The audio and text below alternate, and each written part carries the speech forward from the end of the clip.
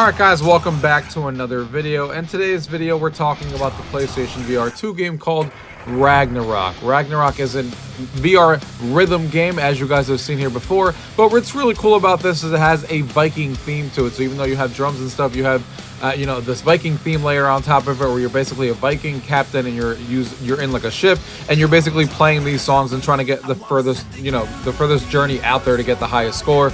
I really like the fact that it has ghost mode. When you play single player, you can actually see your ghosts of your friends and other players, so it has some competition.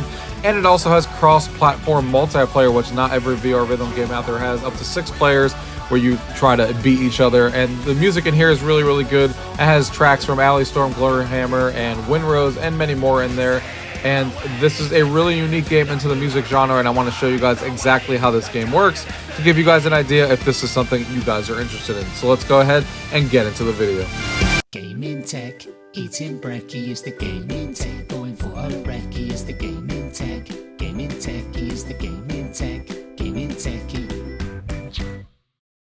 Alright guys, welcome back to another video here on the PlayStation VR2, and the game we're taking a look at today, as you guys can see, is Ragnarock. I'm really excited to take a look at this game with you guys. As you can see, there is solo and multiplayer modes today. We're going to go ahead and start off with the tutorial so we can see exactly how this game works. This is another music rhythm game, obviously involving drums, and we're going to take a look at exactly how this game plays. You can see my hands right here. Welcome to the tutorial. First, we need to calibrate your height and play area. We're actually going to start this by standing up, because I was playing the last game that I was reviewing for you guys sitting down. So we're going to start calibration now. Please look straight ahead and don't move. Perfect. Your height and position have been calibrated. Boom. Alright, so we have the drums here in front of us. Here are your hammers and your drums. So this is a little bit different. We're not using like actual drumsticks. We're using hammers because this is a Viking type theme to this. Crush the ruins on the drums with your hammers. Boom. Haptics on the controllers feel good. Not that it's like a big deal or anything, but it is something that I'm noticing compared to every other PSVR game I've reviewed so far, is that the text right here is definitely blurry. For some reason, it's definitely not as clear as the text that I've seen in every other game. I'm not sure why this game is having this text a little bit more blurry than all the other games. I can still read it, but you can tell it's definitely blurry, which I don't really notice with the other games. It's just a little interesting. Everything else looks clear though, like my hands, the drum, and all this stuff. It's just those words. Like everything else is perfect. So we're hitting these as they come on the drum, as you guys can see there. Haptics and the controllers feel good, like I said.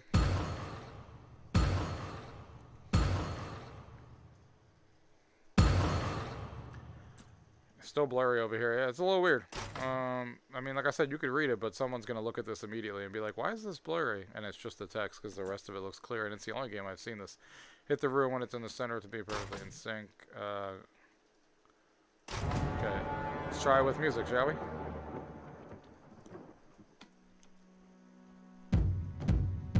Oops.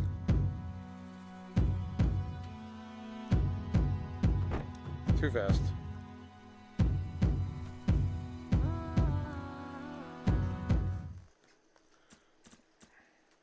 Your bonus level of charge is indicated by a blue gauge on your hammer. You can see when the bonus is fully charged, hit one of the shields on your sides to use it in boost. So yeah, that's the shield right here. So you can see this is going up. So once it's actually maxed out, because I have played this game before on the Quest. It's been a while, but I have played it. So you can see it's fully maxed out now, and now if we hit this, now we kind of get like a enhancement there.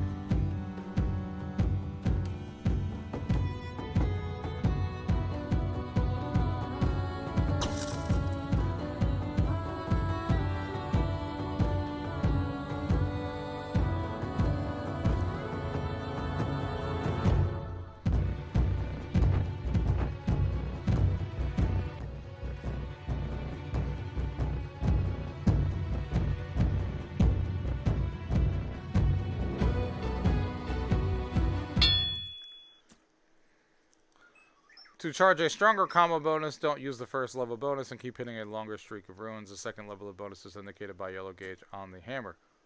So you can kind of keep going and charge it even more if you want to on the second level, but not hitting that on this level, and then just keep going.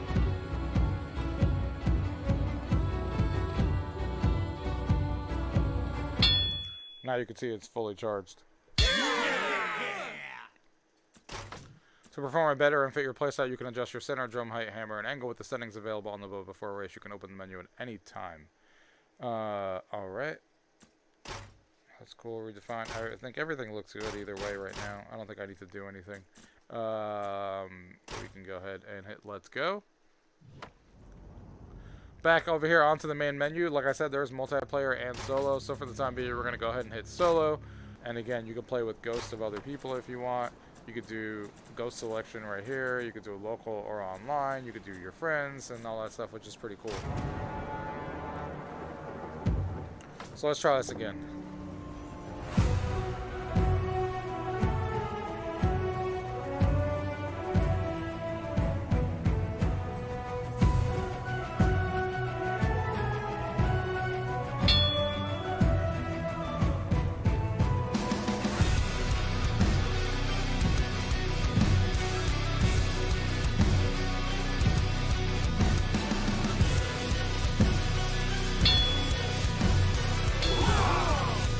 Ooh, my headset just vibrated as well when you do that.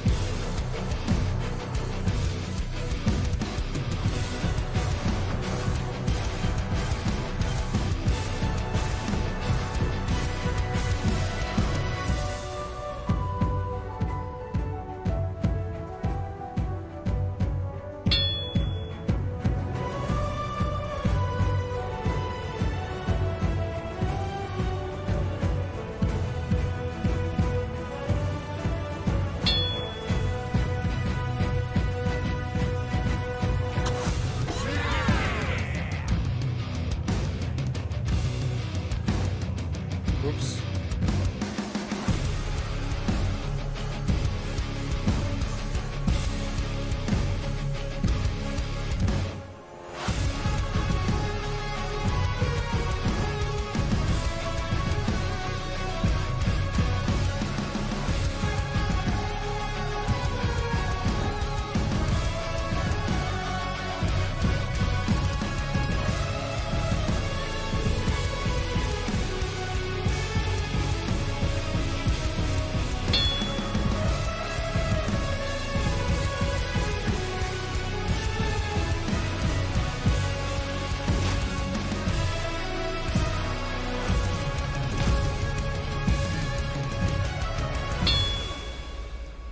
All right.